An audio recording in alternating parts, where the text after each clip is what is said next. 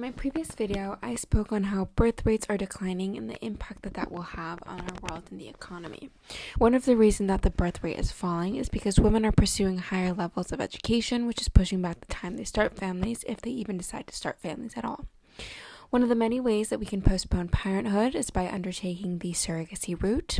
Surrogacy is a beautiful path for parenthood, and it offers hope and joy to countless families across the world. There's two types of surrogacy. There's gestational surrogacy, in which the surrogate mother is not related to the child at all.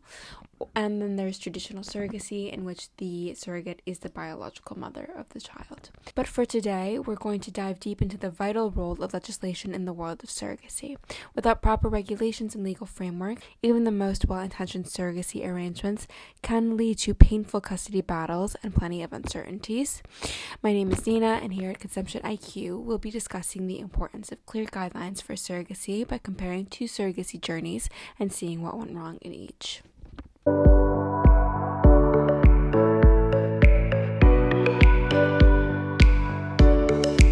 So the first case I want to talk about is the Baby Gammy case. The Baby Gammy case is notorious in the world of surrogacy because it shows us the consequences of surrogacy when there's no clear legislation in place, and the importance of public perception in surrogacy when creating guidelines. But firstly, who is Baby Gammy? To answer that, I want to go back to the origin story of both the surrogate mother and the intended parents. Intended parents are the people who pay the surrogate to carry their biological child.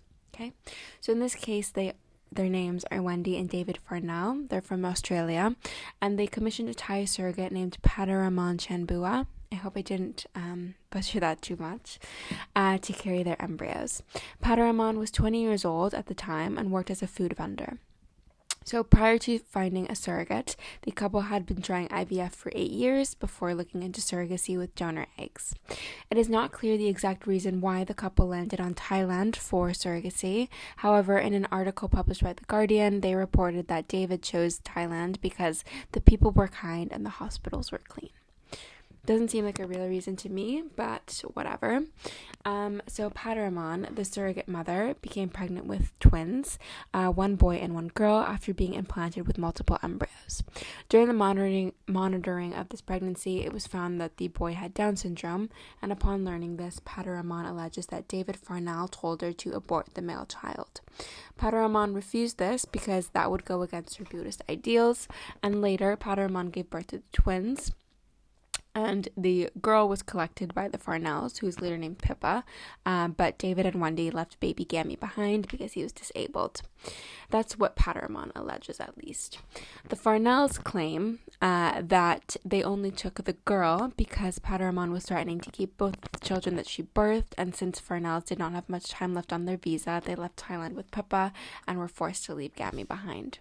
Establishing the truth on the matter has been tricky because it seems like the stories the Farnells gave was inconsistent each time they had an interview. For example, they had an interview in 2014 with ABC where they stated they had no idea Pataraman was having twins and they were only told about the girl. In an interview they had with 60 Minutes, they stated that Pataraman was threatening to take back Pippa, with Farnell stating the surrogate mother wanted to take our girl. We were scared we were going to lose her. We had to try and get her out as fast as we could. In the 60-minute interview, the Farnells denied asking Pataraman to get an abortion upon finding out that Baby Gammy had Down syndrome. However, they were angered to find out about this diagnosis at such a late stage during the pregnancy, 7 months. David Farnell also revealed that if he had known about the disability earlier, he would have insisted that Pataraman abort the fetus because no parent wants a son with a disability. He gets even better, guys. Don't even worry. Okay, so first the Farnells state that they were not told about the fact that their surrogate was having twins. However, they found out that Gammy was disabled at 7 months pregnant. Then they claim they do not push for Pataraman to have an abortion. However, David stated that if he had known sooner, he would ask Pataraman to get an abortion. And then at the end, it was the surrogate who kidnapped Baby Gammy because she wanted to keep both the children, but they also left Thailand early because their visa was going to expire and they didn't want to go to the Australian embassy in Thailand to see if they could get an extension in these exceptional circumstances. I don't know if I believe it. Also, David's perception of the public was further harmed when it came out that he had inappropriate relations with 2 children under the age of 13 while he was in his 20s, and he was arrested and put in jail for this in the 90s. Even though he's found guilty of these 2 crimes, he further has 22 convictions of child offenses against him. Now, once Paterman found out that David was a convicted offender, Paterman tried to apply for custody of Pippa as she was worried that Pippa was in a situation where she could be groomed. In 2016, the Family Court of Western Australia did not grant custody of Pippa to Paterman, as Judge Thackeray, who was presiding over the case, decided that Pippa should not be removed from the only family she's ever known in order to be placed with people who would be strangers to her, even though he accepted that they would love her and would do everything that they could to care for her needs. Judge, however, did order that the surrogate mother, Miss Chambua, and the Farnells are required to keep each other informed about Pippa's welfare and engage Pippa in important Buddhist events. So what's the aftermath of this whole ordeal? Well, Paterman is currently caring for Gammy, and with the help of the public, she was able to raise $200,000 for Gammy's medical bills. He's happy, healthy, and well taken care of.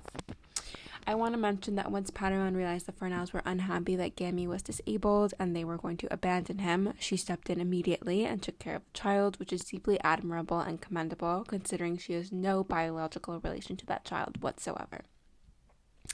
David Farnell passed away due to an asbestos-related incident in 2020. I haven't been able to find any information on Wendy, his late wife, or their daughter, Pippa, but I assume they're fine. In terms of the aftermath of the scandal in Thailand, the Thai government has banned foreigners from undergoing commercial surrogacy arrangements in Thailand. They've also banned Thai same-sex couples from having surrogacy agreements as well. If a Thai heterosexual couple would like to use a surrogate, it must be an altruistic surrogacy, meaning that no money is changing hands, and she must be a relative of either the husband or the wife. So they're really cracking down on who can become a surrogate, the qualifications, and also who can access surrogacy. I want to talk about the second case, which is an American case, the Baby Melissa case. So, William Stern and Elizabeth Stern were having difficulty conceiving. Elizabeth was diagnosed with multiple sclerosis, which made pregnancy for her extremely unsafe, and in the interest of not passing down this inherited condition to an offspring, she decided to use donor eggs. The donor eggs in this case would come from Mary Beth Whitehead, who would also be the surrogate. Mary Beth Whitehead was married during the surrogacy process, and she also had 2 kids with her high school sweetheart.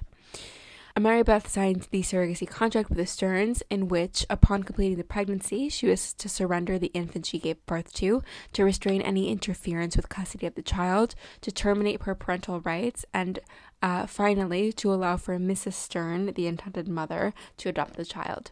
In exchange for upholding her part of the agreement, she would be rewarded $10,000 for her time and efforts and in birthing the baby. I know $10,000 doesn't seem like a lot of money nowadays, but keep in mind this was 40 years ago in the 1980s, so times are totally different. Once the contract was signed, Mary Beth was inseminated with Mr. Stern's sperm via IUI treatment and successfully became pregnant. Mary, quite understandably, grew attached to the child and even named her Melissa without the consent of the Sterns. Upon releasing the child to the Sterns, Mary Beth was quite upset and even went to the Sterns' house to try to get Melissa back. The Sterns could see she was upset and claimed to be suicidal, so they let her take Melissa for a couple of days to be returned back. She never did. She went on the run with Melissa. And in fact, it took the Sterns 4 months to find her with the aid of a private investigator who tracked Mary Beth to some address in Florida.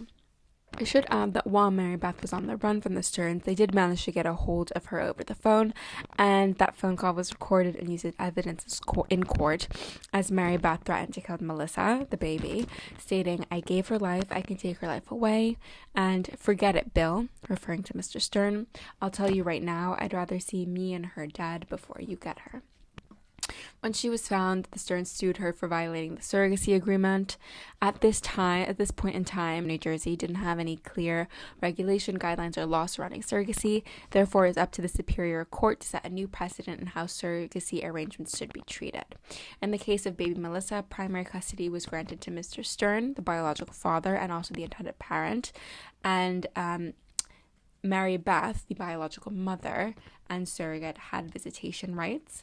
And also Mrs. Stern, Mr. Stern's wife, was not allowed to adopt Melissa. Once Melissa turned 18, she terminated the visitation rights Mary Beth had and obtained the adoption paperwork for her mother, to finally adopt her as was originally planned.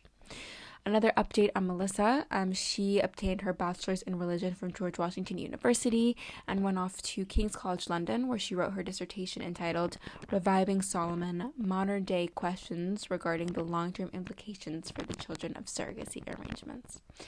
So there you have it. 2 cases around the world highlighting the importance of surrogacy legislation for the benefit of both parties and the children involved. If you are going to use a surrogate, please use a country with clear guidelines and regulations. Do not just go to a country where surrogacy is neither illegal or illegal, so it remains kind of a gray area. Some countries that I would recommend having surrogacy in is Greece and Cyprus. They have very strict controls on who can qualify to be a surrogate, first of all, and also very clear guidelines on how parental rights are established after the surrogate gives birth, which is very important. If you're not too worried about cost, for example, then the US is great as well. Obviously, the legislation differs state to state, but the most friendly surrogacy state is California. And yeah, it's a great state. There are other friendly states, but California is definitely the most popular one. I hope I did a good job highlighting the importance of surrogacy legislation, and if you're considering this as an option, again, pick a country with clear-cut rules for your safety and your sanity. Don't go to a country that's cheaper, such as the Czech Republic or Ukraine, just because the risk you face establishing parental rights are greater and you have no idea how the surrogate mothers are recruited, again, because this is not a tightly controlled industry. This is my first surrogacy video, and I made it to highlight the importance of legislation. In my next videos around surrogacy, I'll be talking more about countries that offer surrogacy for international people, the price range, the age limitations, whether or not you could be a single mother or a single father and undergo surrogacy in these countries, and also whether or not your sexual orientation affects where you should go. I hope all of this was helpful. Thank you so much for taking the time to listen to me.